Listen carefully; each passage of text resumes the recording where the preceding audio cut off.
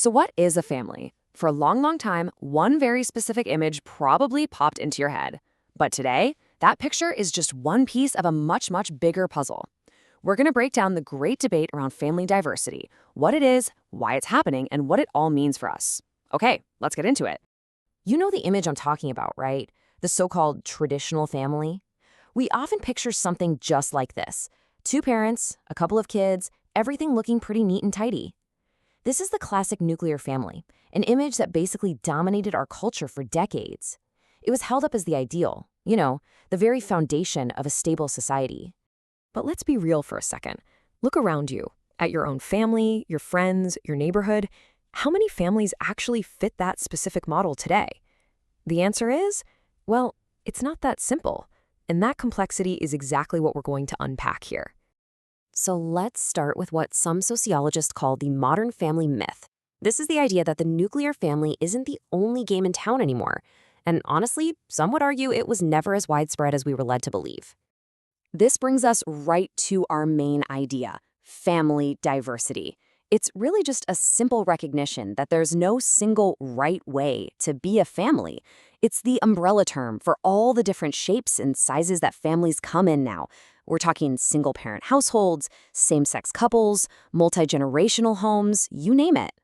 Okay, so if families are so diverse, how do we even begin to get our heads around it? Well, way back in 1982, two sociologists, Robert and Rona Rappaport, were total pioneers in this. They basically said, look, diversity isn't the exception anymore, it's the new norm. And they gave us this really brilliant framework to understand it. They came up with 5 key types of family diversity: organizational, cultural, class, life stage, and generational. Let's do a quick run-through of what each of these actually means.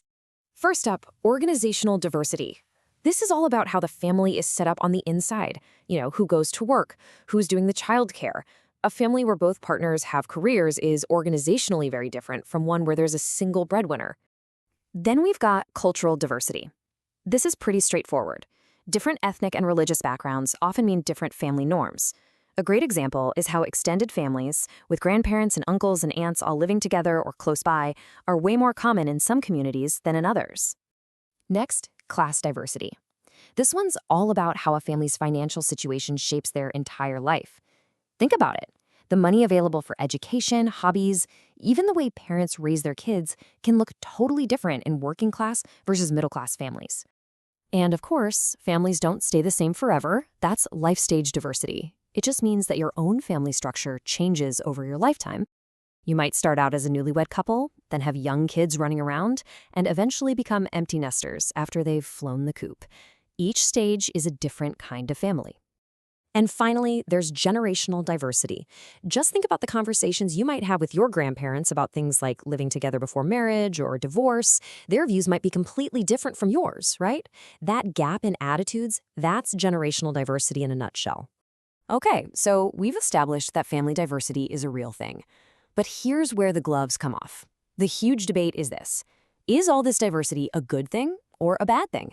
Is it a sign of progress and freedom, or is it a sign that society itself is breaking down? And there are 2 major camps in this fight. On one side, you've got the new right.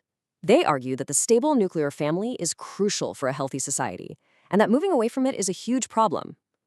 But on the other side, you have the postmodernists who say, hold on, this diversity is great. It reflects our growing freedom to live and love however we choose. The new right perspective, summed up here by a thinker named Charles Murray, is pretty alarming. They really see the decline of the traditional family as a threat. They argue that it weakens our social fabric and leads to a whole host of problems, from kids not being socialized properly to more people depending on the government. For them, diversity really does equal decay. But then you get a totally different take from postmodernists like Judith Stacy. This quote is a perfect example. She argues that people, and especially women, are actively and creatively building new kinds of families that actually work for them. Instead of one rigid model, we have these flexible setups, like divorce-expended families, where people stay connected even after a split. For them, diversity isn't decay at all. It's about choice and innovation. And you can't have this debate without hearing from feminists, who add another powerful voice to this side. They see family diversity as nothing short of liberation. For them, the breakdown of the old-school nuclear family is a massive step forward, a move away from an institution that often trapped women in traditional roles. It opens the door for relationships to become way more equal. But hang on, maybe the reality isn't so black and white. What if this isn't some radical revolution that's destroying everything? Some sociologists argue that what we're really seeing is more of a gradual evolution. Let's check out that idea. A sociologist named Robert Chester came up with this idea of the neo-conventional family. He basically said, look, the nuclear family isn't dead, it's just gotten a makeover. The new normal, he argued, is a family where both partners work. The basic structure is still there, but the roles inside have changed with the times. So the bottom line from Chester's point of view is that while there's definitely more variety out there, the vast majority of us will still probably get married, have kids, and live in a nuclear family for at least part of our lives. The changes are more of an adaptation, not a total collapse of the old way. And then there's this really interesting idea from Ulrich Beck called the negotiated family. His argument is that in our modern world, the old rulebook has been thrown out. We have way more choice, which is great. But it also means we have to constantly work out our roles and relationships with our partners. Nothing is a given. So this gives us more freedom, but it can also make things a bit more unstable. So after looking at all these different theories, what does it all tell us about the future of the family? Why has diversity exploded like this? And where on earth are we all headed? Well, what's behind all this change? It's a mix of big social forces. First, secularization has meant there's less stigma around things like divorce. Then you have legal changes that have made divorce easier and recognize things like same-sex marriage. Of course, there's the massive shift in gender equality, with more women focused on careers, and culturally, we're all a lot more focused on our own personal happiness, which means relationships are based on choice, not just duty. And finally, migration has brought all sorts of new and different family norms into the mix. If you take one thing away from all of this, let it be this.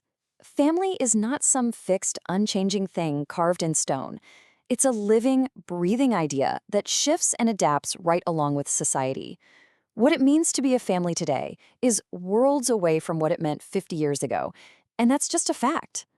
Which leaves us with one last huge question to think about.